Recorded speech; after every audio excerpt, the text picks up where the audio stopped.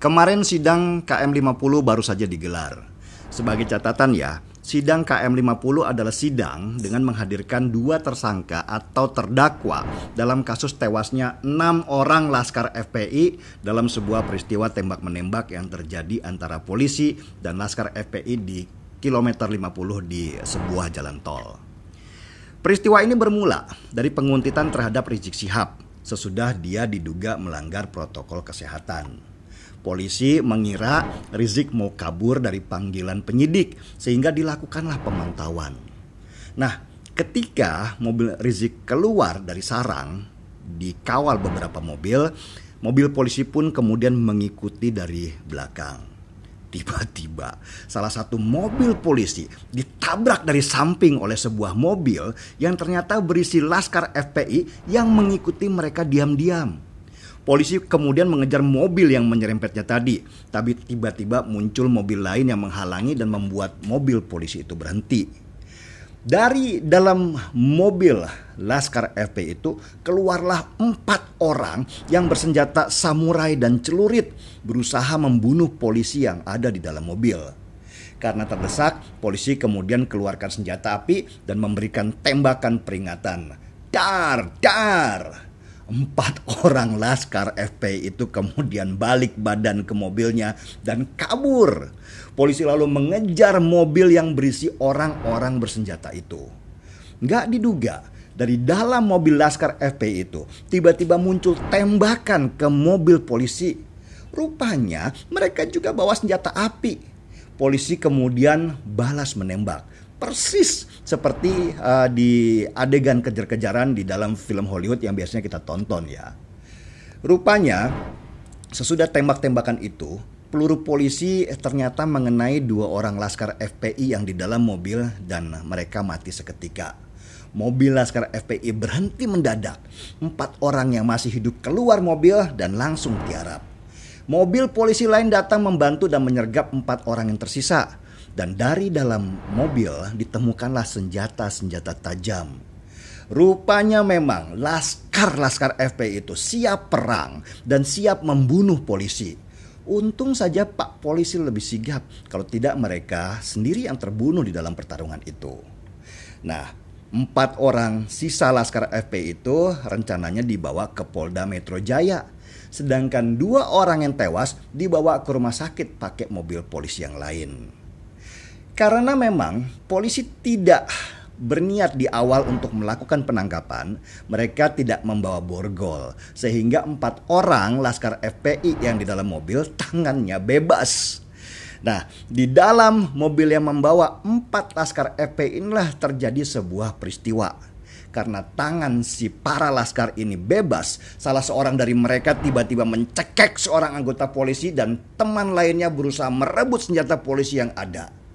Terjadilah pertarungan di dalam mobil, saling pukul, saling cekek, dan polisi juga mempertahankan senjata mereka.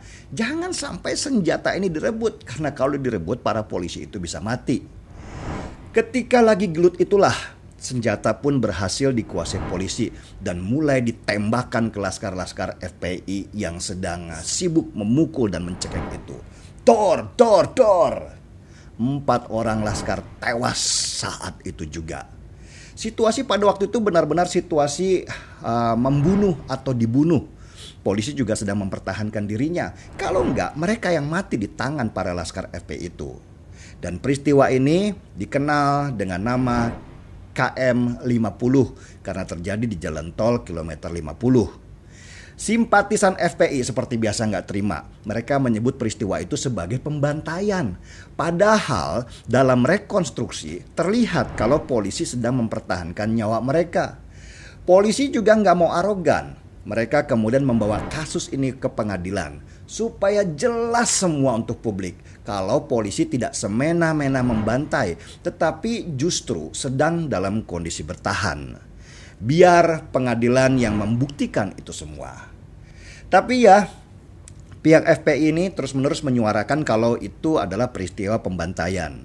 Mereka bermain di media sosial dengan mengerahkan buzzer-buzzer mereka supaya terbentuk opini kalau Laskar FPI yang mati itu sedang berjihad dan polisi adalah pembunuhnya. Di sini yang saya heran, Kan katanya 6 orang laskar FPI yang mati itu sedang jihad untuk mendapatkan bidadari.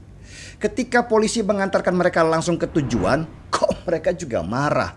Harusnya kan senang dong diantarkan langsung supaya bisa bertemu bidadari di surga sana. Saya nggak bisa membayangkan apa yang terjadi ketika yang mati itu adalah para polisi. Tentu simpatisan FPI akan sorak-sorai merayakan kemenangan mereka dan akan dijadikan momentum untuk melakukan perlawanan. Situasi ini jelas sangat berbahaya ketika banyak simpatisan akhirnya mendapatkan semangat untuk melawan polisi yang mereka anggap lemah. Dan dari kronologis juga barang bukti sudah jelas bahwa si laskar itu membawa senjata tajam mulai celurit sampai pedang. Bahkan mereka juga sudah siap dengan senjata api. Masa sih polisi harus diam saja dan membiarkan diri mereka dibantai tanpa perlawanan? Kalau melihat kronologis dan rekonstruksi, sudah jelas kalau polisi itu sedang membela diri. Saya pun kalau jadi polisinya akan melakukan hal yang sama. Mereka atau saya yang mati.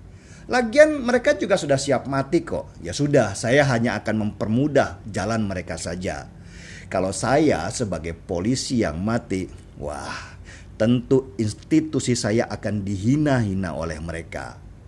Selain itu, saya juga mendukung pihak kepolisian untuk bertindak keras kepada orang-orang FPI yang di luar batas itu. Biar mereka nggak sok jagoan, hajar aja sekalian. Karena dihajar sampai mati itulah para pendukung FPI sekarang ketakutan dan tiarap. Mereka pasti nggak menduga polisi ternyata bisa bertindak tegas yang membuat rekan mereka akhirnya kehilangan nyawa. Aparat negara harus begitu memang. Ada saatnya harus meredam dan ada saatnya harus menghajar. Kalau nggak dihajar, FPI itu semakin jumawa dan semena-mena. Ini memang masalah harga diri dan kehormatan negara yang sedang dipertaruhkan. Masa polisi dilatih dengan biaya mahal untuk mempertahankan diri mereka kok kalah sama ormas preman seperti FPI? Maaf ya.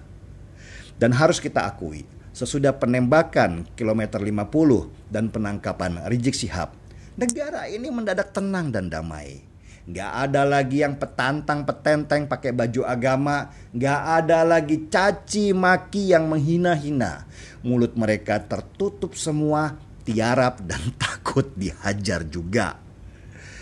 Seharusnya hakim melihat situasi ini dengan gambar yang lebih besar, bahwa polisi itu berani mempertaruhkan nyawa mereka supaya negara ini aman. Kalau polisi gak bertindak tegas, mau jadi apa negara ini nanti?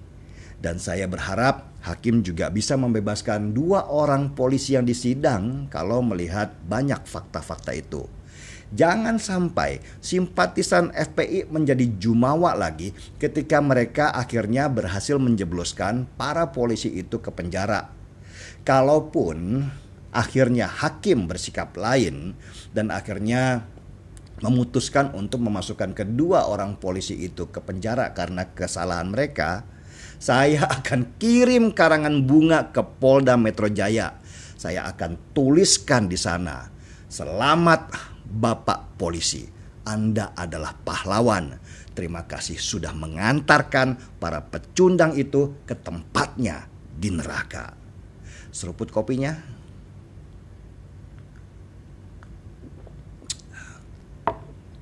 Gaspol.